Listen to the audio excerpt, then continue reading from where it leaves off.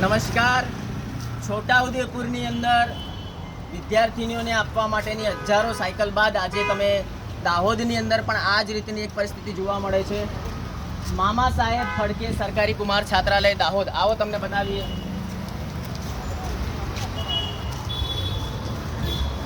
હજારોની સંખ્યામાં આ સાયકલ જો અહીંયા ધૂળ ખાઈ રહી છે. આ જંગલ જેવું ગાં સુધી નીકળ્યું છે. જ્યાં સુધી તમારી નજર પડે ત્યાં સુધી આ હજારોની સંખ્યામાં સાયકલો છે. આ બાજુ પણ આ સાયકલો પડેલી છે. આ તરફ પણ તમે જુઓ, જ્યાં જુઓ ત્યાં સાયકલો પડેલી છે. આ સાયકલો શાળા પ્રવેશ ઉત્સવ 2023માં બાળકીઓને આપવાની હતી. 2023નું વર્ષ પણ પતી ગયું, 2024નો શાળા પ્રવેશ ઉત્સવ પણ પતી ગયો.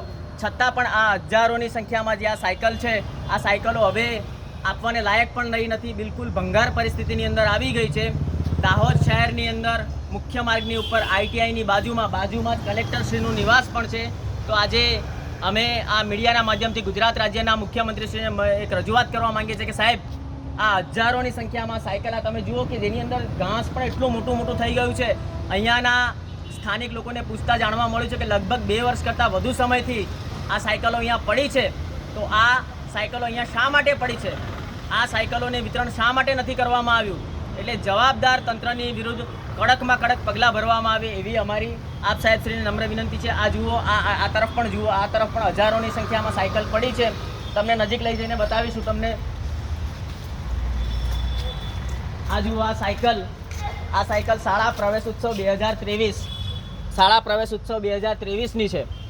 શાળા પ્રવેશ ઉત્સવ 2023 એટલે 23નું આખું વર્ષ પતી ગયું, 24નું આખું વર્ષ પણ પતી ગયું.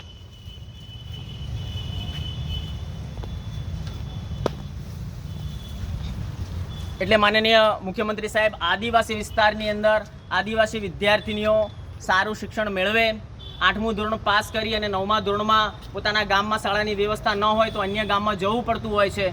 તો એમને આવવા જવાની વ્યવસ્થાના ભાગરૂપે આ સાયકલો આપવાની હોય છે.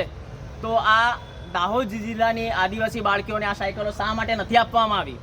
એટલે આ સાયકલો વિતરણની જેની જવાબદારી હોય એ જવાબદાર અધિકારીને કડકમાં કડક સજા થાય. અને આટલું મોટું નુકસાન જનતાના ટેક્સના પૈસાથી થયું છે, આદિવાસી સમાજની ગ્રાન્ટનું જે આટલું મોટું નુકસાન થયું છે, આ નુકસાન શા માટે થયું છે અને કોના પ્રતાપે થયું છે? એટલે આ જવાબદાર અધિકારી વિરુદ્ધ કડકમાં કડક કાર્યવાહી થવી અમારી આપ સાહેબ શ્રીને નમ્ર વિનંતી છે.